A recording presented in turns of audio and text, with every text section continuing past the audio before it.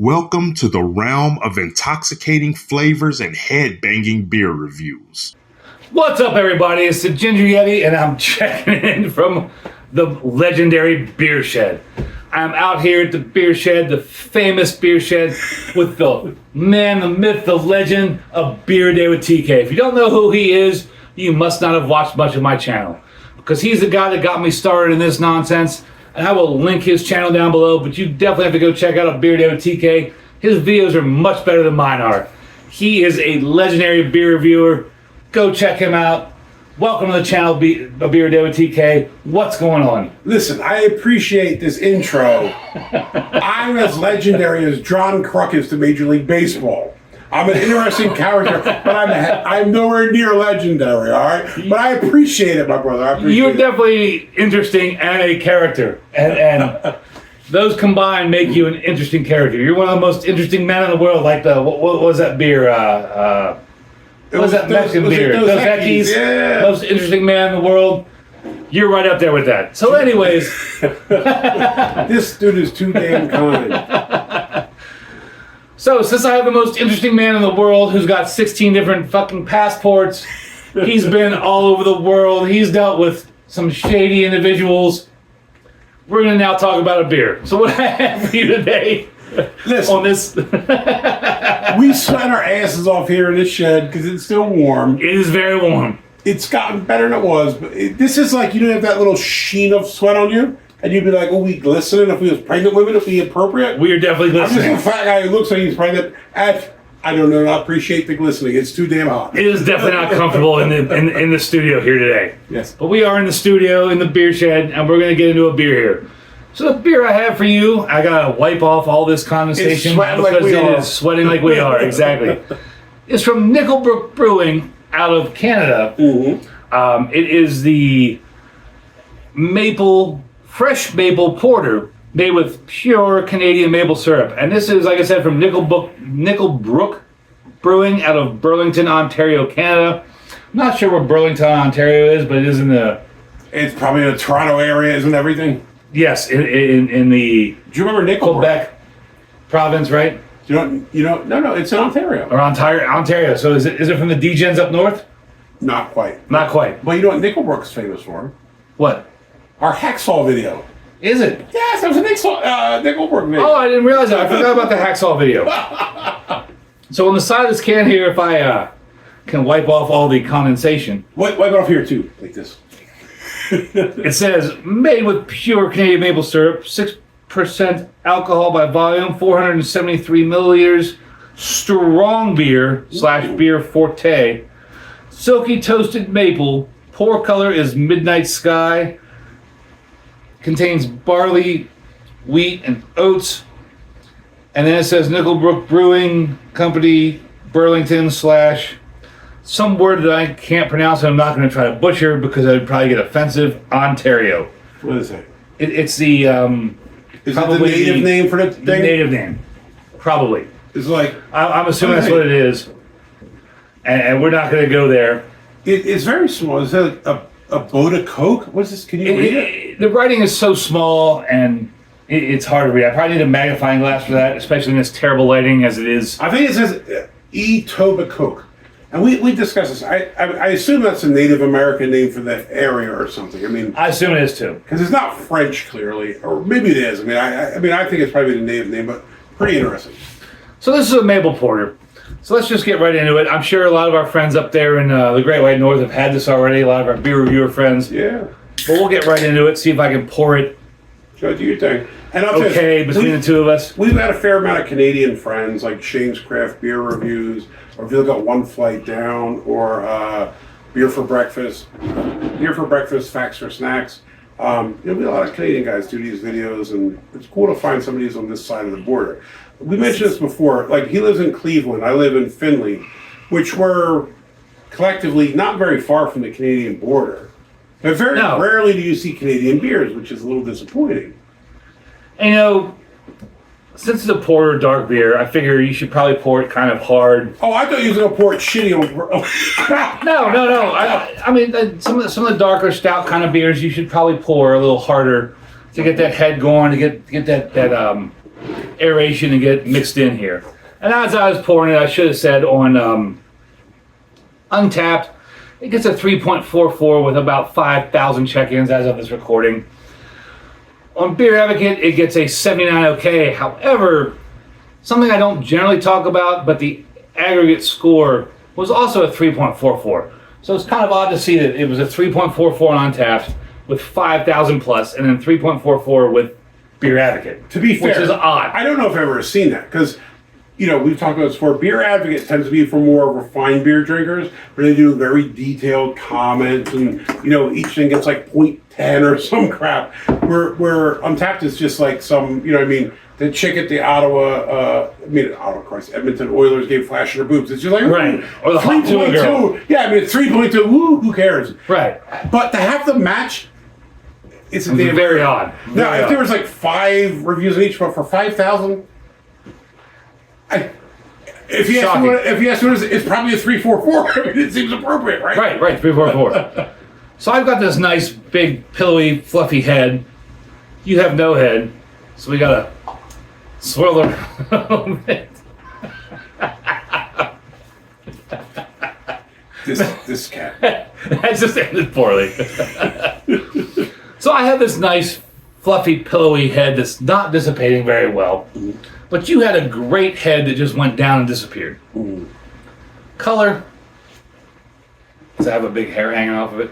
I think it's black. That's black. Space, bro. And what did it say here? It said Midnight Sky. I don't know what Midnight Sky really would be, because I would think Midnight Sky would be more of a... Wouldn't it be dependent on the moon's position? Or right. It's not a constant thing. Right. But they said this is Midnight Sky. I think it means dark. I'm saying this is a 40 plus. Yeah. This is just... If we have a brew chart, or yours is an brew but same kind of idea. No, mine's from a winemaker shop out of Ohio. Yeah, I use local charts, not your... Oh, my bad. I use a beer chart, not a wine chart. He said this is 2 double. What do you call it? 2 snaps and a Z. 2 snaps and Z formation. No, I was gonna say this is gonna be like 2, like double rosés or whatever the hell the wine thing was. This will go on the internet, right?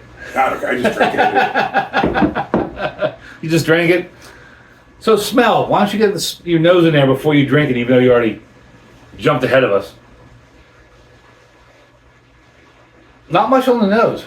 No. Not much on the nose at all. Surprisingly light. I was expecting like a bigger maple smell. I was absolutely expecting some maple smell. And I have to say, the can says packaged on the 4th of October, 2023. But was that the 4th of October in Canada? Is that the same as in America? I don't know. But it was packaged on the 4th of October, 2023. I bought this at the LCBO across from the concert venue called History in Toronto in mid-November. So when I bought this... Not that old. So I bought this, it was a month and a half, 2 months old. And it's now mid-June. So it's a darker beer. It's 8 months old. But it's a porter. It should be fine. So it still should be fine, but I'm surprised there's just no real maple smell. I will say this. I think you get a little bit of roastiness and a little bit of sweetness, honestly. A little bit of sweetness. But there's not much on the nose.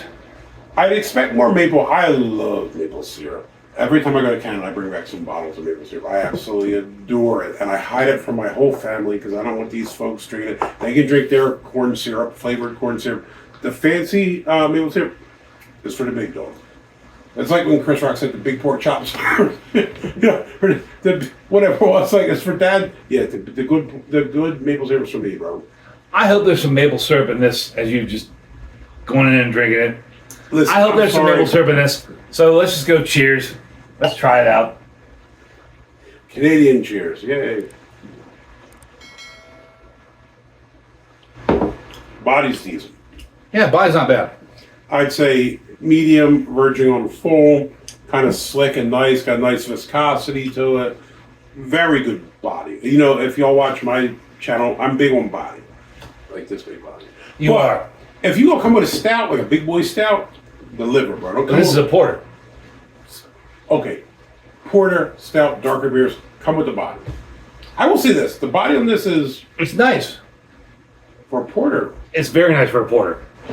I mean, it's robust, it's there, but it's not over the top, and it's not light or watery. I would say this is medium, higher end of medium, but not. It's still medium, but higher. Right, it's not over the top. It's just a nice, like, right where a nice porter should be. I will say so. A lot of the darker beers you get nowadays are just so watery, and I just don't get it, man. Like, I don't either. Flavors, obviously, flavors are very important. But the body is equally critical. Was that your bedtime chime? That was telling me I would take my blood pressure meds. That sounded like a lullaby. So as far as, I mean, the body's nice. No real carbonation to speak of.